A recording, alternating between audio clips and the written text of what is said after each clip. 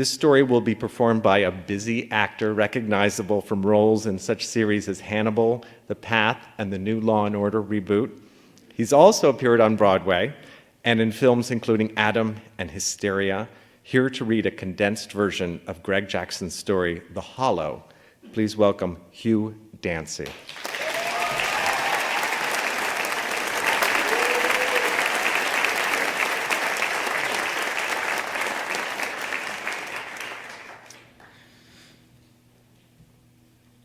Jonah Valenti had been an object of amusement to Jack and his college classmates.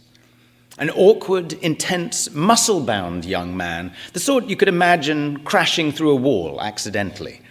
He had had the dim, muddled quality of students recruited to play football at the school, who either didn't measure up academically or didn't believe they did. Valenti's claim to fame came from his having abruptly quit football during sophomore year to take up painting, a passion he had developed apparently out of the blue, and with a single-minded earnestness that embarrassed his more sophisticated classmates. When Valenti left the football team, changed his major, and began hanging out with a group of druggy slackers who loitered around the visual arts department, the school paper ran a feature on his unusual transformation, and he acquired the nickname Beaux-Arts. This got shortened to BA, and then Valenti, Ballantino, the baleen whale, simply the whale, and by a different route altogether, Picasso. A year later, after spending the summer in Florence on a painting scholarship, Valenti got kicked out of school. According to rumors at the time, his expulsion had to do with drugs, but Valenti maintained among his friends that it was the school's way of punishing him for quitting football. Jack had no basis for judgment, nor did he really care. In the indolent, halcyon days before graduation, Jack had thought about Valenti exactly once. He'd been lying, completely stoned, in a friend's common room, gazing up at the crown moldings, when he realized that people called Valenti the whale, not simply because of the association pattern in certain words, but in reference to the story of Jonah. When this insight lit up within him, it seemed to glow for a minute with a profound and inarticulable meaning. Then he forgot it. And he probably would have forgotten Valenti too, if years later he hadn't moved to the rural area where, according to their mutual friend Daniel, Valenti lived at home with his mother. Jack had moved there with Sophie. Sophie's choice, he jokingly told people. Really, they had both made the choice. But then, shortly after buying the house and leaving the city, he had, in quick succession, lost his new job and lost Sophie. Sometimes Sophie called herself a journalist, but that wasn't quite right. She wrote, although she picked up magazine assignments infrequently and had trouble finishing pieces. She bit off more than she could chew, spent months diving deeply into projects, then found herself paralyzed, unable to write a word. Jack had long ago stopped giving her advice. He simply assumed that he would earn the money and she would figure out how she wanted to spend her time. And either way, they would have kids and a home, a garden, friends, vacations, and so on. Buying the house had taken the better part of a year.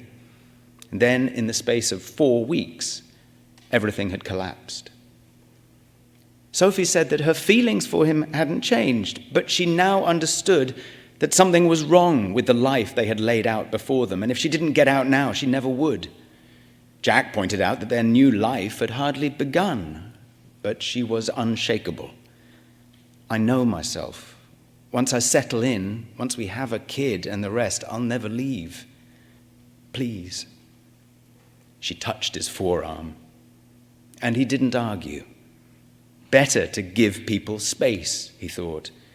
Either they came back to you or they disappeared into their own confusion and misery. The house was in Trevi, a small hamlet upriver from the city, out past the suburbs, picturesque and quaint, with Bradford pear trees all along the main street, which in spring so filled the roadway with petals that it resembled a snow scene. A water tower bearing the town's name and stilted up on arachnid legs, with water stains rusting its grey-blue paint, dwarfed the two-story houses and brick storefronts and shops. A local wag had christened this Travy Fountain. Travy sat on the train line north of the city and laid claim to the only stop for 20 miles in either direction, and naturally this brought a certain wealth and cosmopolitanism you did not find everywhere in the region, and certainly not in Rock Basin, where Jonah Valenti lived with his mother. Initially, Jack had planned to take the train to work. He'd been at Tabor Investments only a short time when he was fired. Before that, he'd spent half a decade in the DA's office and seemed in line for a political career, but he had burned out on that life, or that's what he told people. And in anticipation of starting a family, he signed on for what he believed would be a cushier position all round. Perhaps his new employer didn't agree with this interpretation of his job, because as soon as he gave his bosses a chance, by making an impolitic remark on a business news show, they had wasted little time firing him. No, they had dangled the threat. He could have fought to stay, but instead, haughty and superior, he had called their bluff and forced them to follow through. The house was an early 19th century farmhouse, fixed up and expanded over the years, painted charcoal following the new style, a color like smoke against the pitch-dark sky.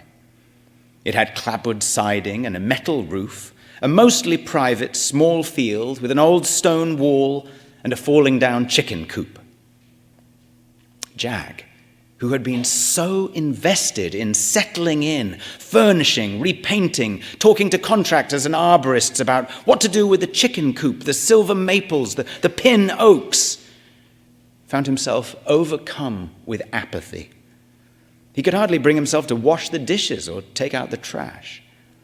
Not long before, he'd been a dynamo on the phone with lawyers and water treatment specialists. He'd learned about ground wells and leach fields, sump pumps, pipe fittings, the lifespan of roofing shingles, and septic tank baffles. Baffles. He liked that. That just about said it. Daniel, Jack's friend from school, said that Jack's state of mind made a lot of fucking sense. Jesus, considering everything, get drunk, get laid, he said. The French would go out whoring. Daniel was a successful magazine writer, and someone Sophie often turned to for professional advice. Any word from Sophie? Jack asked. Soph, she's all right. She's staying at her parents', but I guess you know that. Daniel laughed suddenly. The last time I saw her, she was hanging out in bars, writing in a notebook, waiting for guys to text her. Jack responded stoically. What guys? Dates? I don't know. I think she was writing a book about contemporary dating or dating apps, something like that. I see. So she's the one out whoring, Jack said. Yeah, you're the only one not having any fun. Jack could picture her sitting at the bar, her black hair unfurling about her face as she bent over her journal, pensive and daydreaming. It surprised him to find this thought poignant rather than upsetting. Still, when he reached her on the phone, he said, So I hear you've been out whoring. She didn't laugh at this, but made a noise that suggested fatigue or annoyance. What did Daniel tell you? Jack gave an inaccurate, largely imaginative account of the conversation. When he finished, Sophie was quiet for a moment and then said, I don't want to get in the habit of explaining myself to you, so I guess I'm not going to. If it's freedom, it has to feel like freedom, he suggested. Something like that. Later, with nothing to do, he telephoned Valenti. Holy shit! Jack Francis! Boy, was it Valenti. That same deep, excitable voice. "Dude, am I glad you called," Valenti said. "My mom is driving me crazy." It was Valenti who noticed the hollow. This was not during his first visit, which he and Jack spent getting very drunk. Jack told him about Sophie, the DA's office, and his brief foray into the private sector. Mostly, though, he listened to Valenti talk about the years he had spent trying to get his artistic career off the ground, keeping body and soul together on part-time work. Valenti had been employed by a house painting crew, but something had happened, and now he coached women's rugby at a Catholic school across the river. They discussed college, of course, and Jack was taken aback to find that their memories of this time did not align. He shouldn't have been surprised by this. Valenti had many strange notions, but it was vaguely unnerving to see that two people could live through the same experience and understand it so differently. Jack said that at first he'd found everyone at college interesting, but they'd all turned out to be dull and conventional, and he increasingly saw himself as dull and conventional too. Valenti disagreed. He thought that their classmates had been deeply weird and had clung to the idea that they were dull and conventional to keep from sliding off the face of the earth. He and Valenti remembered the aftermath of Jonah's expulsion differently as well. Valenti seemed to believe that some sort of popular movement had arisen to reinstate him. Jack recalled nothing of the sort. He remembered jokes about Valenti and the sense, if not the outright suggestion, that it was just as well what had happened, since there was clearly something off about their former classmate. Jack and Valenti were sitting outside under a pergola heavy with potato vine and clematis. Jack had built a fire in the fire pit, and the wood crackled and sparked, dashing the flowers and vines in a shifting light.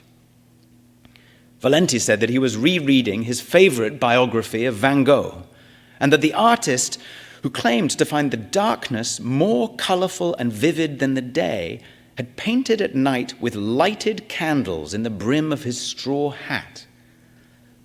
A great fire burns in me, but no one stops to warm himself," he recited. "They pass by and see only the wisps of smoke." Valenti leaned back and tilted his head to the sky. The light and shadow accentuated the bones and hollows of his face. He told Jack he was saving up for a summer program in France, a painting course. Not the usual bullshit, he said. You studied with some real masters, and they took you to all the famous spots, Auvers, Arles, Saint-Rémy. But it was expensive, and he couldn't save enough unless he lived with his mom. Was he showing work? Jack wanted to know. There was a cafe in Rock Basin, Valenti said. It wasn't much, but it had a little gallery, and he had some work up there. He told Jack that Van Gogh's first public exhibition had been in the window of an art supplier, a man he owed money to in The Hague. Van Gogh talked the guy into putting up a few of his paintings. If they sold, he said he'd use the money to pay off the debt. Well, they didn't sell, and the dealers who saw them in the window didn't like them either. Valenti laughed. "It just shows you," he said, smiling at nothing but the dark. "Everyone has to start somewhere." "Dude, what's in the middle of your house?" This was how Valenti greeted Jack on his third visit. Jack handed him a beer and retrieved another from the fridge. "What do you mean, the middle?" Valenti explained that he'd awoken in the night with a strange intuition that there was something wrong with Jack's house. "I keep walking around it in my head, and then I realize there's an area that's not part of any room." Jack didn't understand, and Valenti led him to the closed-off section of the house, demonstrating how, approaching it from any of the 6 adjoining rooms, you wouldn't notice anything odd and might even confuse it for part of the stair column. It was smaller than a room and could, he conjectured, be a sealed-in linen closet or pantry or perhaps a disused chimney shaft, though when they walked above and below the area on the second floor and in the basement, no vertical element carried through. Valenti asked Jack for a tape measure and a pen and paper, and set about sketching a rough floor plan.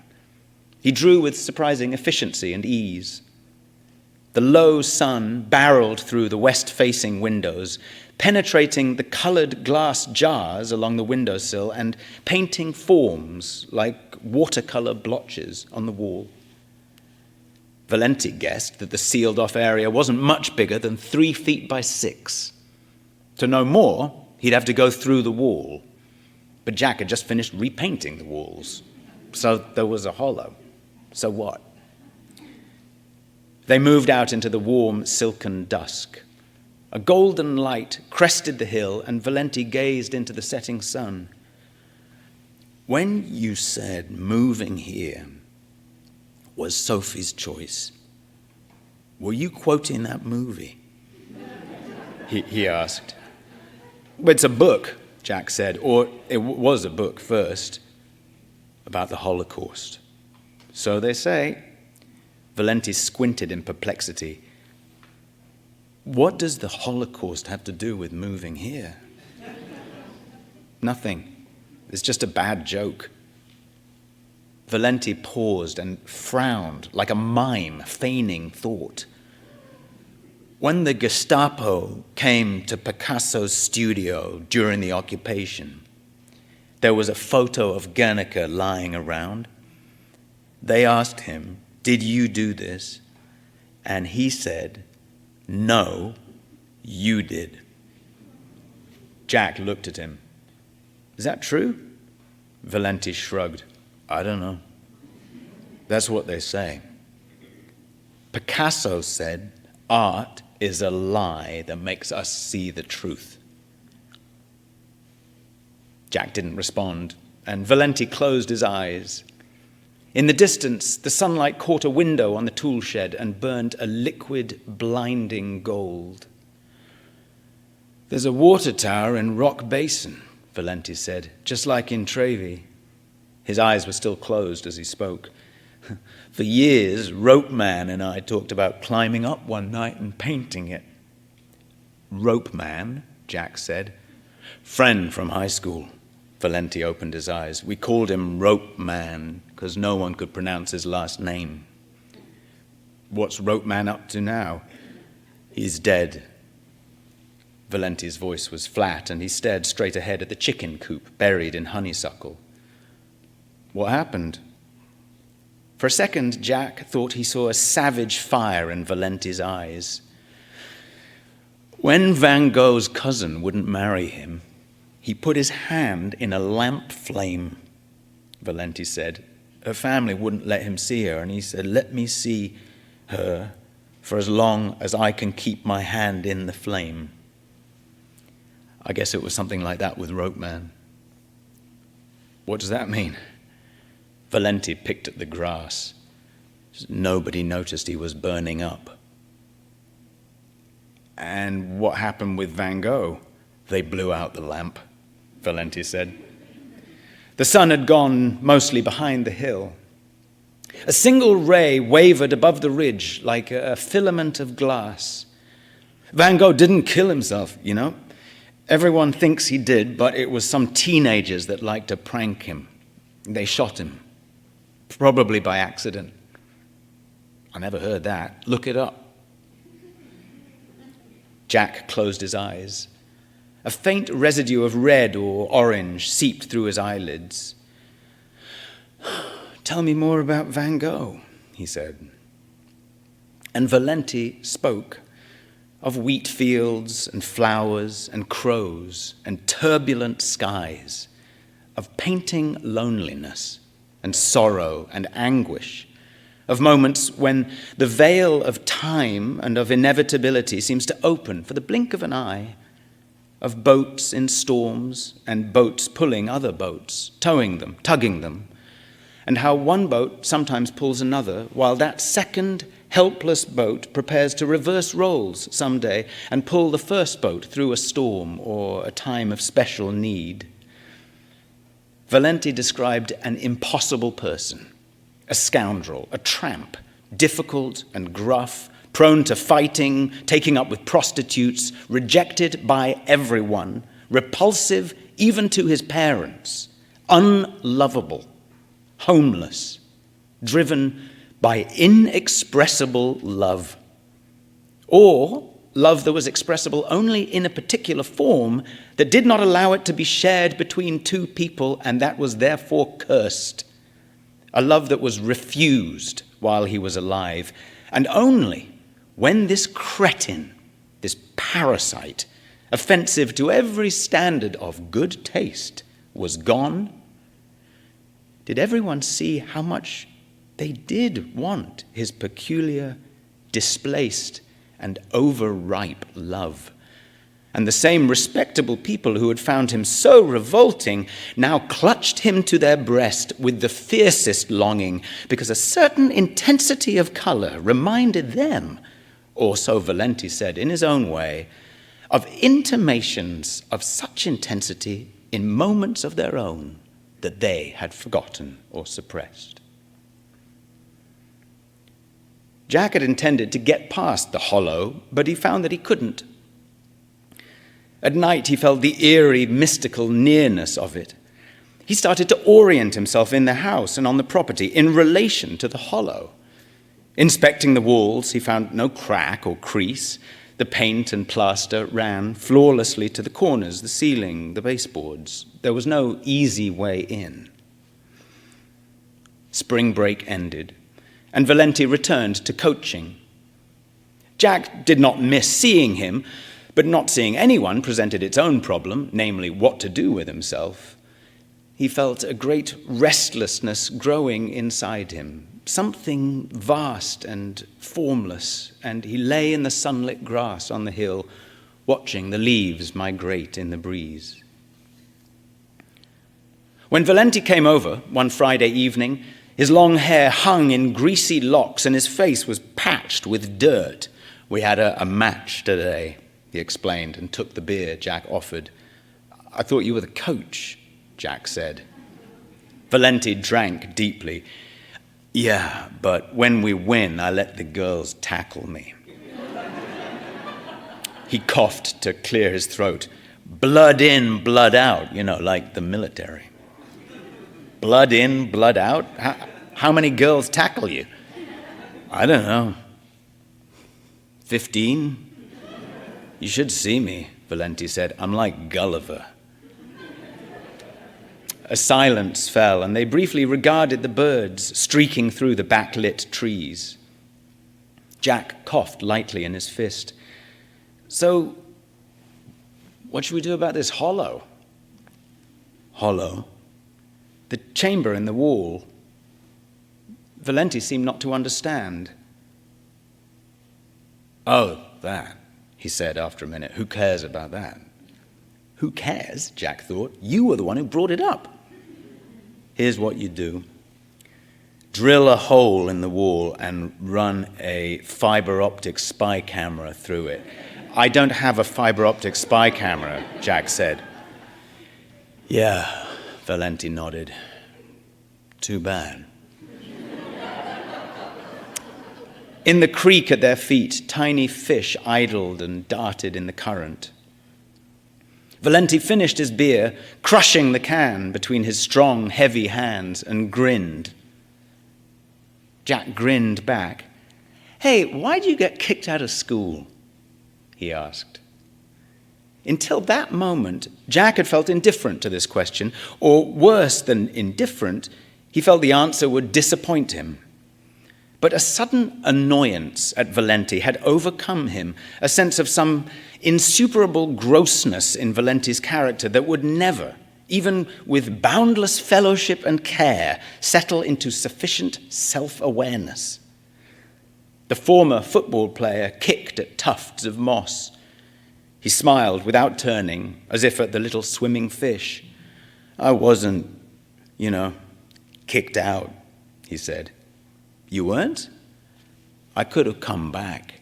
Valenti gazed at the trees. "Didn't want to." "Why was that?"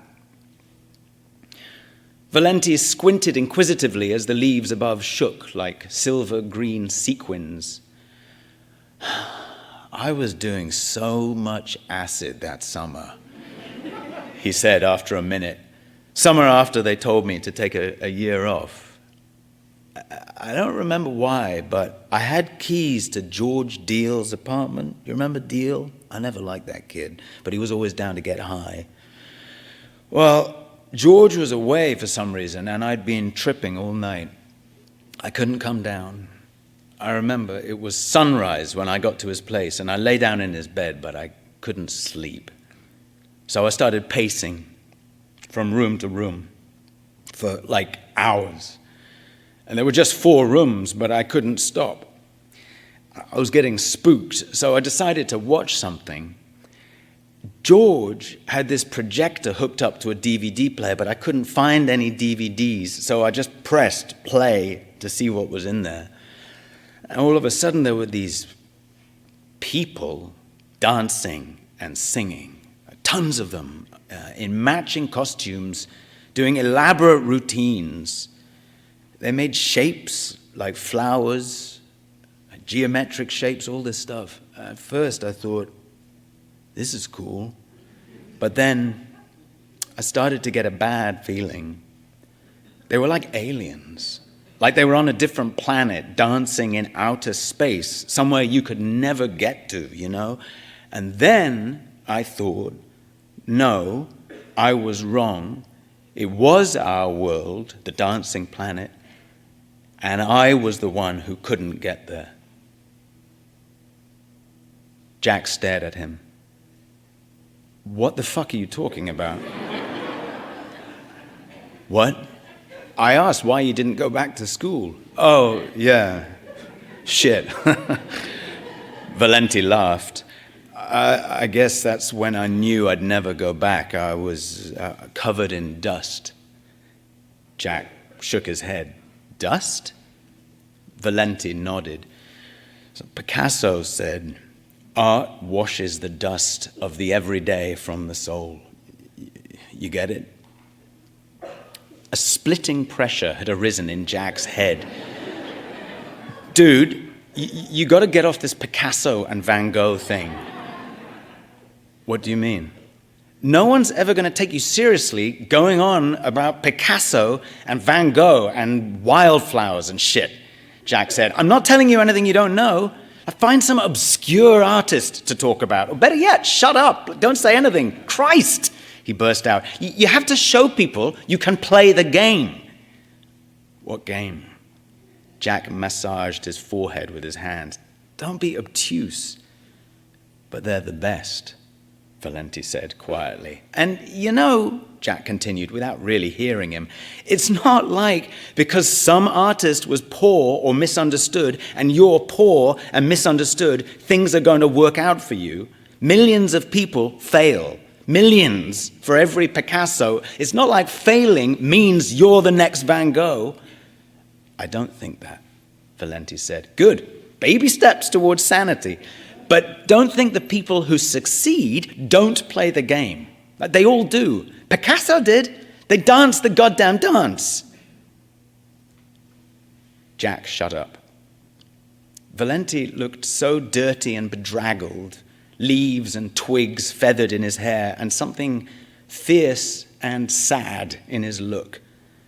Jack could only say more softly, look, Kimosabe, tell me, where does it go from here?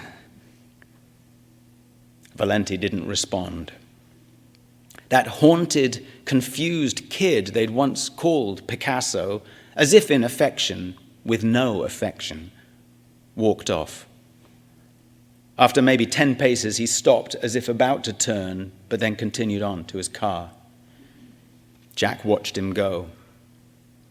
The ignition sounded, and from the open window of his Toyota, Valenti shouted, "You're covered in dust." "So what?" Jack said. "You covered me in your dust." Valenti yelled at him, putting the car in gear and lurching forward. "I didn't do it," Jack shouted back. "It was those fucking rugby girls." But Valenti was already speeding down the drive. "We've got a hollow," Jack told Sophie on the phone. Am I supposed to know what that means? Between the walls, there's an empty space. She spoke with a certain circumspection. Isn't that normal? Not like this. It's a big hollow, not as big as a room, maybe, but close. A longer pause accreted on the line. Jack, what's this about? It's your house too, he said. I thought you'd like to know there's an unexplained cavity in the wall. Is everything all right? Besides the unexplained cavity in the wall, yeah, everything's awesome. You sound, I don't know, is everything really all right? Jack soothed his hot cheeks and brow against the cool wood of the doorframe. He no longer knew what he meant to say. The scope of something inexpressible, a mammoth, ungraspable intimation, had overtaken him. Jack called Valenti to apologize. He'd heard nothing from him in a week. To his surprise, Valenti's mother answered the phone.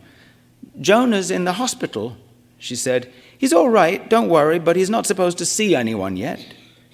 What happened? There was a pause. How do you know Jonah? Jack told her they were old college friends and that he'd recently moved to the area. Maybe Jonah would like to tell you himself when he's feeling better, his mother said. Jack pondered this briefly, but soon turned his attention to other things. A week later, unexpectedly, he received a letter from Valenti in the mail. It was written on brown cardstock in a large, handsome hand. Hey, Jack. First off, don't feel bad when you hear what happened or like you owe me an apology or whatever. We argued, so what? I don't take it personally. But don't add this to your list of reasons I'm crazy. I'm not that crazy. Just a little crazier than you. Or maybe not. I never told you this, but sometimes I get pretty low. Van Gogh's last words were La tristesse durera toujours, which in French means the sadness shall last forever. But he died with a smile on his face, they say, and sometimes I think about that and think life isn't so bad. You're right. I talk about Van Gogh and Picasso a lot. What can I say? They're my heroes, and it gives me comfort to keep them close. It isn't cool, but I guess I'm not cool. When I try to be, I feel like I'm suffocating, you know?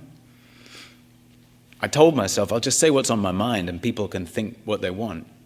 Dumb, huh? I don't think I'll ever learn to play the game you were talking about, but maybe that's okay too, do you think?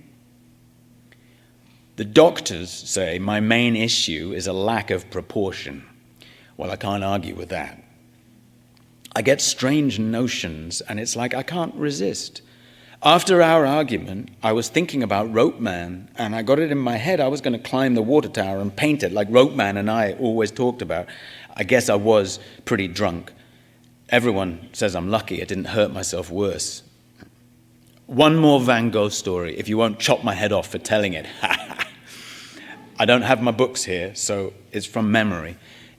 In a letter to Theo, Van Gogh says he knows he's a non-entity, a bum, basically, in the eyes of the world.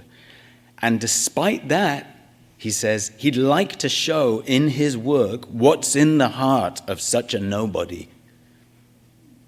I think that's pretty cool. The rugby girls came to see me the other day, 6 or 7 of them. They're crazy, those girls. They brought me brownies they baked. I wish I'd known they were pot brownies before I ate so many. But it cheered me up to see the girls. Hey, don't worry about me. In no time at all, I'll be back out there painting with birthday candles burning in my hat. Your bro, Jonah. It was 2 years before Jack saw Valenti again. On the day in question, he and Sophie were across the river, poking around in antique shops and cafes while their infant daughter napped in her papoose. In a town just north of Rock Basin, Jack found Valenti at a craft fair working one of the stalls.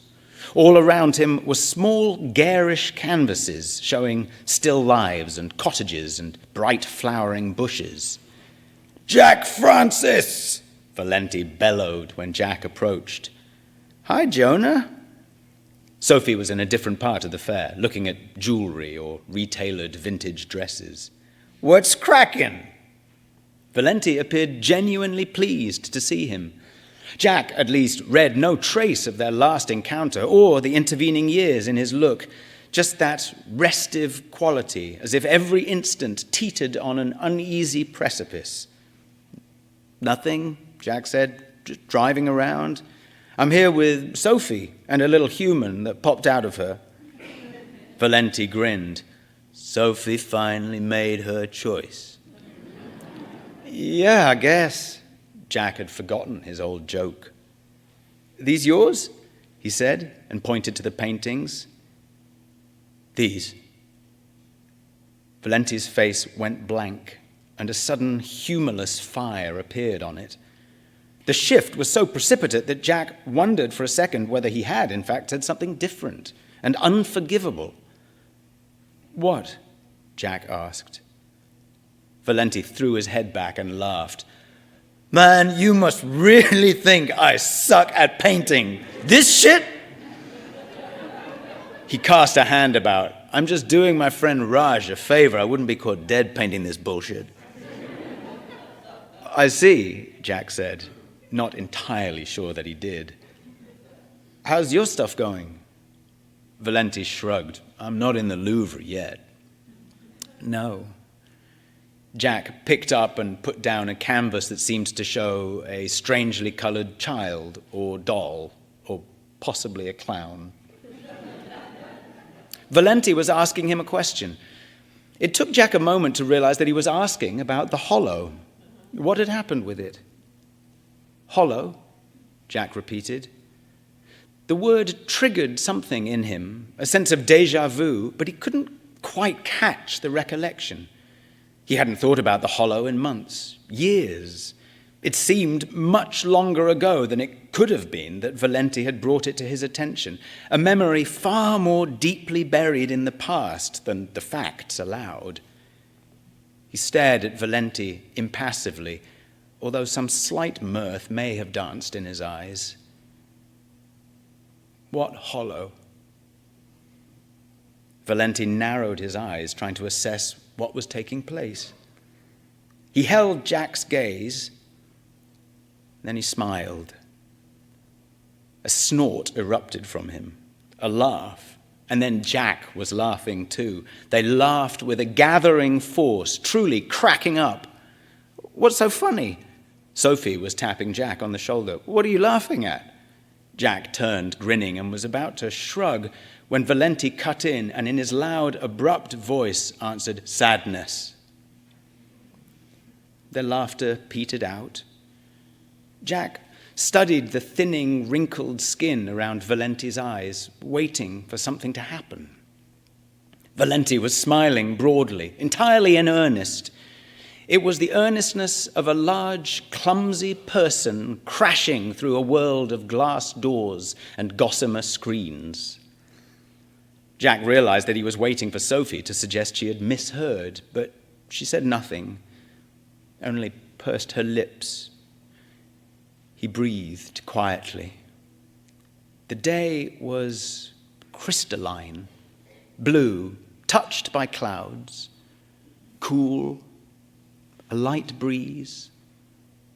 The market hummed, a burble of chatter, dogs' barks, the smell of cut flowers, of burning, colors, crushed leaves, exhaust, a chime tinkling, a yellow shawl, time pooling, opening, a moment before anyone spoke.